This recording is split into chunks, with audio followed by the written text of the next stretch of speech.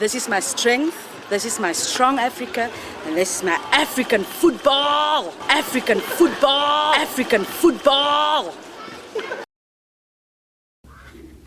Strong Youth, Strong Africa Festival is an African football project working under the umbrella of World Cup, and its main goal is to promote peace to no-peace region, education to non-educative young people, and to encourage young people to be the youth of today, but leaders of tomorrow. From Ethiopia to South Africa, at a long of 15 days, 8 countries will be showcasing their football techniques in terms of promoting peace, tolerance, and fighting against HIV/AIDS. If we build strong individuals, if we build strong youth leaders, if we build through the strong communities, we can then have a stronger continent and a stronger Africa. And this is what each of the countries that we're going to be visiting over the next 15 days, 7 countries, is going to be trying to show through football. The ball of conflict resolution is kicked to the youth because they are the most targeting by the Gulf wars and the genocide that have destroyed Africa. In Africa, 30% of young people have never been to school. This is why this project is teaching the life skills to those young people who have never been to school. And it is also appealing on non-educative young people to think to the positive project that can promote Africa youth and Africa in general. Lots of young people that are facing problems, quite often core of the problem. Let's say they are not really participating in education, in the formal education system. They are key players also when it comes to crime and violence. In the press conference held in Kigali, at the Kimisago Youth Center, each African country's representative has explained how they are reached to teach the life skills into their communities. In Rwanda, we used Football for Peace and the Football Forum Theatre. This program is teaching people how to make the better life in their communities. Tudoje twita football pour la paix, haje n'indi twita football forum theatre n'indi forum theatre, numva benshi mwaragiye mubona uburyo ikinwa, akaba ari kugira ngo iyo modiri izabeho ibe yabasha gukoreshwa haba hano mu Rwanda, muri region yacu cyangwa se no muri South Africa. In Ghana, where the sun rises and comes down on the various football games on the street or in different corners of the country, football has seen as the major activity that can unite the whole nation for the different life skills.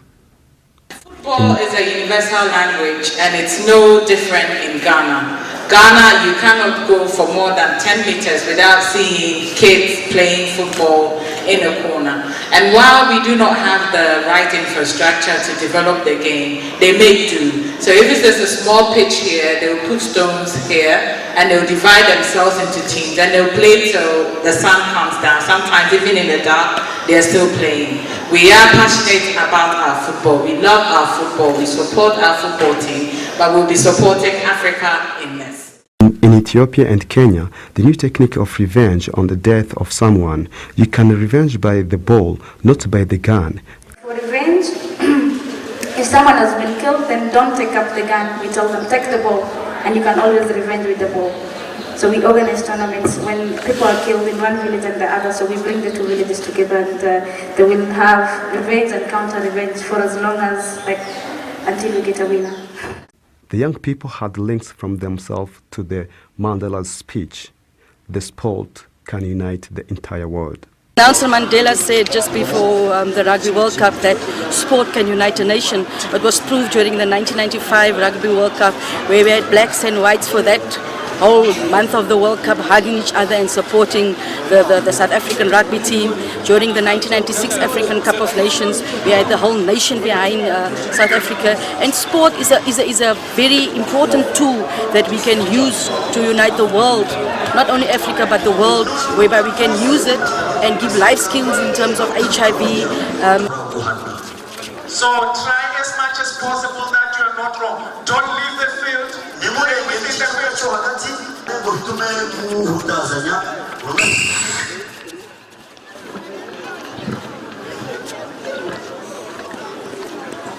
HIV and AIDS are the same thing, true or false?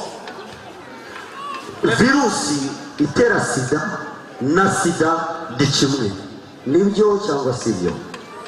Uburyo basubiza murabuzi.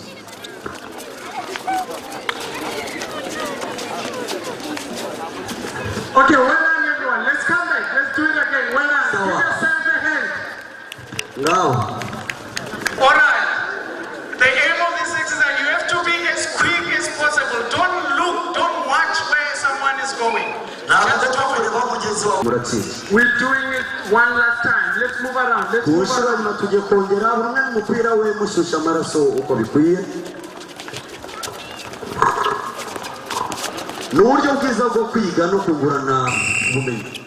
If you test negative for HIV, it is safe to have unprotected sex.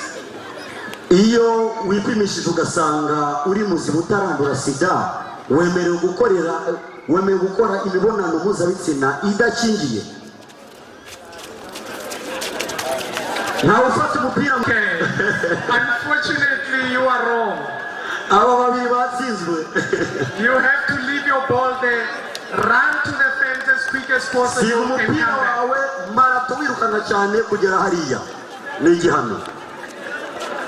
Nta na rimwe waba waranduye cyangwa utarandura, nta na rimwe wemerewe kugira imibonano mpuzabitsina idakingiye.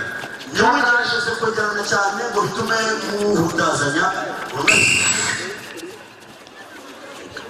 The 2010 World Cup is going to be held in Ghana. True or false? Let's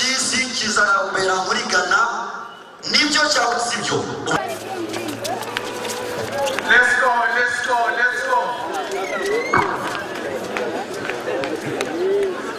The project is launched in Kigali, Rwandan capital, where the Rwandan youth will kick the objectives ball of this project to the different sub-Saharan countries, from Ethiopia to South Africa, the country of the World Cup.